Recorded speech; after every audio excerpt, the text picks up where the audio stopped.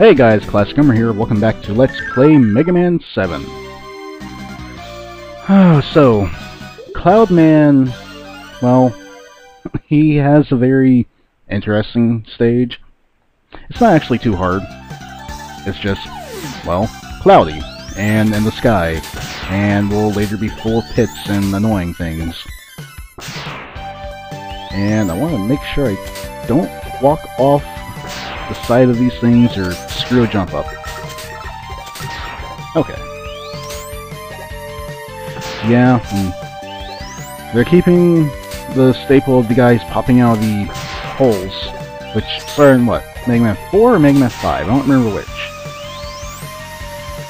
But that's going to keep happening, well, forever, really.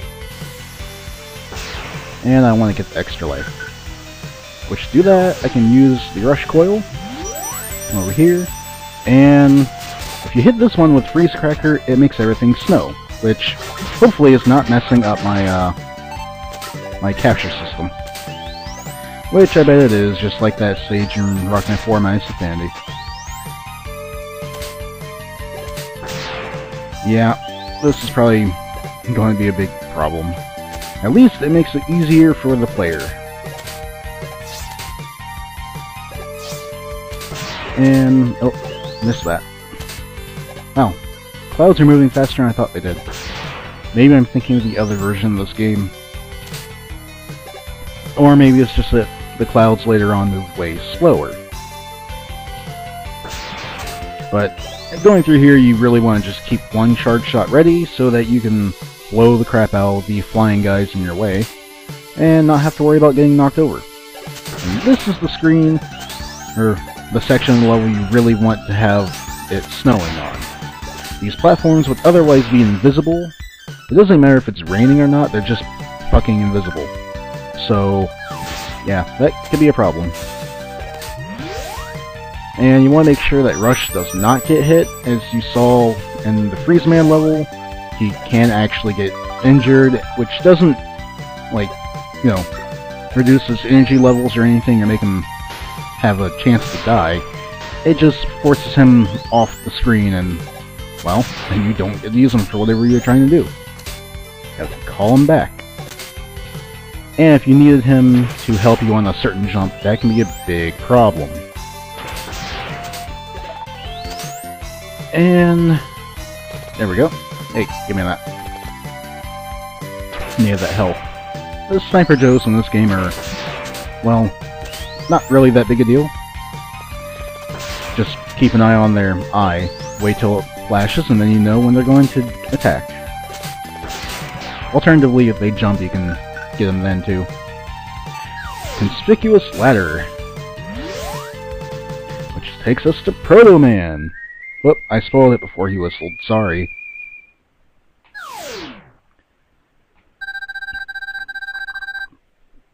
But Proto Man will just show up to give you some tips. But if you want something later in the game, it's very important that you find him in the 2 stages he's in. Use Fire in the Woods. Keep that in mind. But there haven't been any stages with woods, and I have no fire weapon. I want that. Will I have to get the coil out to get that? Probably. Yeah, I'll just cheat. Kinda cheating. Technically not, because it's something that's in the game anyway. But, yeah, whatever. If you want to be super pro, you would be able to make every jump that it is possible to make with just your regular jumping ability and not use the Rush Coil. Whoa, whoa, whoa, whoa, whoa, whoa, whoa, whoa. Could you stop, maybe? Yeah, these Airman wannabes are kind of deadly in some situations. Okay, this fight will be a breeze, or cakewalk, or whatever you want to say that doesn't actually end up being a weird pun for clouds, or weather phenomena. Just jump, use Danger Wrap, make sure you don't hit him during his invincibility frames, and that's pretty much it. This will be a much harder fight in the 8-bit version of the game. which may or may not be going up concurrently with this. I haven't really decided yet. In any case, Cloudman is a pushover with the danger rep. If you don't have the danger rep, he's way more difficult. He tries to Storm Eagle you around and push you off the platform. That can be a problem. But with things set up like this, it's really not a problem. So we get the Thunderbolt, which is kind of a bland electric weapon. It's a lot like the Spark Shot from Mega Man 3, only instead of stunning enemies when it hits them or killing them outright, it splits into two and shoots off like the whatever the electric weapon in Mega Man X was. But yeah, it kind of works the exact same way as that, only it's faster, and well, it lights up dark areas briefly, just like a charge shot would. Well, just like a charge shot does. And you can use it to power up some electrical things in levels. I'm not getting any of these screws. Jesus Christ, gang, could you stop dropping all of them in pits? Screws are kind of important. If you played any of the later Mega Man games, you know that they are currency. Which, honestly, the game does not do a good job of telling you that at all, or letting you know that there's a shop. I haven't shown it yet because I don't really need it. I'm not going to need it until much later. Even then, it's not necessarily a need, more so a I don't have another chance to use it, so I may as well take advantage of it. Those cockroaches can be kind of annoying. They're too short to hit with your regular shot, so you need to use a charge shot, or wait for them to jump. There we go.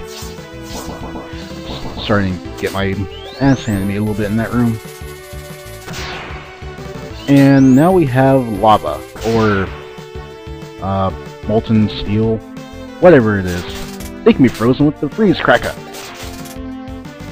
And if you freeze that lava fall and then walk into it, it breaks. Or actually, it breaks without you even walking into it. This is where we get the last of the rush panels, which gives us the super adapter, which is a lot like the jet adapter in Mega Man 6, only better, worse. You can't control where you go with it nearly as well, because you just shoot off in one direction, you can't turn around or anything. But it also has something similar to the power adapter, in that you can shoot a fist at a short range, which is kind of cool. Well, that's everything I want to get on this path. Now, I actually have something I want to get on the other path, and the fastest way to get to that is to kill myself. Thankfully, lava is instant kill. Or instant death. Normally you use instant kill to refer to what you do to someone. Instant death refers to what happened to you. Whatever. Blah blah blah RPGs. But that's not freeze cracker. I'm going to go ahead and use this on pretty much any lava surface I come across now. And I'm just spamming it on those guys because I don't feel like switching weapons. You know, just make sure I don't fall into the horrible, horrible death. And now that I got the super adapter, I'm pretty much going to be using it for generally everything. I forgot I needed to hit this with the electric weapon though. The Thunderbolt. So, now that I can double jump, or what's pretty much a double jump, whoop, I'm just going to be using that to quickly navigate levels and circumvent jumping challenges. And I can get up to areas like this as soon as I get another one of these platforms. There we go. And I can get the Rush Jet, which you might think is not that useful now that I can double jump everywhere. There are very key areas where I want it. And, well, most of them aren't going to be for quite some time. But it works just like it did in Mega Man 4 and on. Well, I guess 4 and 5, because it's not really in any of the others.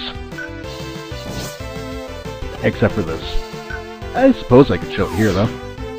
It's really just your jet sled, only you can now walk on it, which is incredibly dangerous, and I'm not a fan of that. But I apparently can slide on it too. Then I realized I was holding down. But it shouldn't be a big deal. Just use it to, well, fly over areas you don't want to platform on. And technically that was easier than using the super adapter through there. Maybe a good way to think of it is super adapter is really nice for vertical areas, and the rush jet's nice for horizontal areas. And now we have Junkman, who is kind of a pushover. Like, kind of, I mean really. He's going to always do this jump and attack pattern when you hit him with the Thunderbolt. Otherwise, his normal attack pattern's kind of annoying. But it's not so bad you couldn't have come and killed him first. But then you would have missed out on getting that rush panel.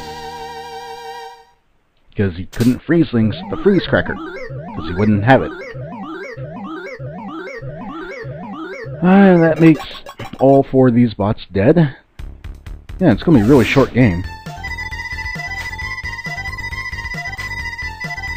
And unfortunately, you get the obligatory shield weapon from Junkman. At least this shield weapon is somewhat useful. I don't think any of them were as useful as the Jewel Satellite was. Like, the Water Shield in Mega Man 10's kinda okay. I really just like Jewel Satellite. Just toss that shit on and go. And apparently they're just going around the end of the game scene, but I still haven't gone to beaten Wily. Huh. Yeah, apparently Base is going to be something of a good guy. I said rival before. Maybe friendly rival is a better way to think of it in this game. Oh no! Wily is attacking the robot museum. I have to go stop him. Yeah, leave now means shut up and let me go, Light. Wily Light. I love this area's music.